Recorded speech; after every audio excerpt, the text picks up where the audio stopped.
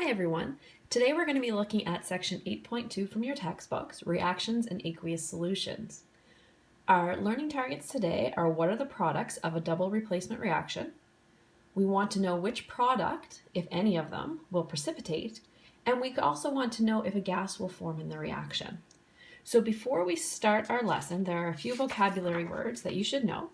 The first vocabulary word is aqueous. So we've talked about that in class before, and it's a solution in which water is a solvent. So for example, if we take table salt and we dissolve it in water, we now have an aqueous solution of table salt.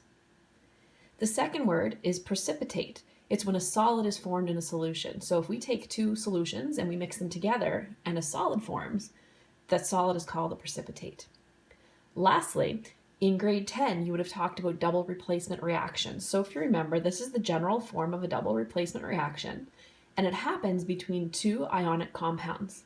And remember, in an ionic compound, the first element is the metal and it's positive. The second element is a nonmetal and it's negative. So if we have two ionic compounds, when we mix them together, their ions will pair up. So the positive ion, the cation from the first reactant, will pair up with the anion of the second reactant. So the positive will go with the negative, and then the positive ion, the cation, will pair up with the other negative ion, which we have here. And of course, we're not going to have positive pair up with positive or negative pair up with negative, because like charges will repel. So there's a vocabulary, so what we need to know. So first off, if you remember from grade 11, you did a lab where you took aqueous potassium iodide. It was a clear solution. And you also took some aqueous lead 2 nitrate, which was another clear solution. So both of these test tubes look like they just had water in them, but we had potassium iodide and lead nitrate dissolved in it. When we mixed those two together, we got this thick yellow sludge almost. So the yellow that formed was our precipitate. If you had let that sit, all of that yellow would sink to the bottom. And actually what you did is you filtered it and you gathered that yellow product and you dried it and you weighed it. So that was from grade 11. That's a precipitation reaction. So in grade 11, we told you what this yellow stuff was, but for grade 12, we're going to figure that out today. So here's our first example. We're going to take an aqueous solution of potassium iodide and we are going to mix it with an aqueous solution of lead nitrate, which is just what we had on the other slide. So the first thing that you have to be able to do is you need to be able to write out the formula for each of our reactants.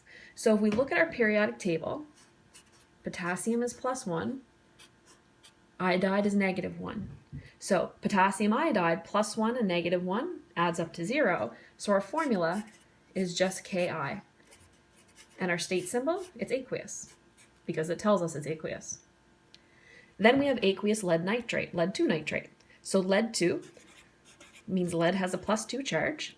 And if we look on the back of our periodic table, nitrate is NO3 with a -1 charge. So if we put those together, our formula is going to have to be 1 lead with 2 nitrates. So it adds up to 0. So it's going to be Pb NO3 2 aqueous. 2 nitrates, so we have a -2 to balance out the +2. Now, for grade 12, what we're going to have to do is predict what our products are. So what we're going to look at is, remember, in our general formula, the positive ion from the first reactant is going to pair up with the negative ion in the second reactant. So if we look up here, potassium is a +1, nitrate is a -1. So those two ions will pair up. And if we have a +1 and a -1, we're just going to have KNO3. We don't worry right now that there's 2 nitrates here. We'll fix that with balancing later. All we care about is making sure that the charges will balance. Okay? Next, we're going to look at our lead and our iodide. Those will pair up. And if we look at our lead, it's +2. Iodide is -1. So again, we don't care that there's 1 lead here and that there's 1 iodide here. That doesn't matter. We fix that with balancing. We have to look at our ions. And if this lead is a +2 and the iodide is a -1, our formula is going to have to be Pb I2. So there's lead 2 iodide. So the first thing when we're doing a question like this to predict our products is we just pair up the ions, okay? And we look at the charges on the ions and we make sure that we write the correct formula. We don't care that there's 2 iodides and 1 here or 2 nitrates and 1 here. That will be fixed with balancing. Okay, so right now, so let's rewrite this so it looks a little bit neater. So we have aqueous potassium iodide plus lead 2 nitrate. We get KNO3. All right, so once we have our reactants and our products written using the correct charges, now we have to balance the equation. So we have 1 iodide here, we have 2 here,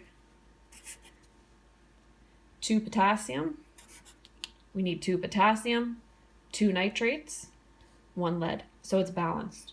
So after we write the products, we then balance the equation. The last thing that we need to do is we need to figure out what states these are, because we want to figure out which one of these is that yellow solid. So what we'll do is in your formula booklet, there's a solubility table. If you don't have your formula booklet, it is linked in Google Classroom, or you can just go onto Google and search for solubility table. There are tons of them. So if we look at our first product, it's potassium nitrate. So this list, these are all of our cations. These are all of our positive ions, all the metals. Across the top are the anions, the negative ions. Okay, so if we go down the side, here's potassium. Across the top is nitrate. And if we follow the column in the row to where they meet, we see AQ. That means that potassium nitrate is aqueous. So we can go over to our equation and we can write AQ. If we look up for our lead iodide, if we come down the list, there's lead 2, there's iodide, now there's an S. Now sometimes you would think that S means solubility, but if we look at the top, S here on this table means solid. So when we look at our lead iodide, S is solid. So that means that the lead iodide was our precipitate. It was that yellow solid that we saw come out of solution. So here is our final overall equation. We wrote the correct products, we balanced the equation, and then we determined the state symbols for our products. We're going to do 2 more examples, and that will be in the next video.